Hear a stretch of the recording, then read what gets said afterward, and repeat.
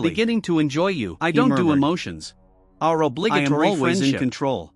We could still Except be friends when I'm around you. Marisol whispered. Everything is amplified. Nothing has to change. This morning, you It read took the everything journal, I had not he to said. bash Federico's head Everything until he wasn't changes. worth looking at.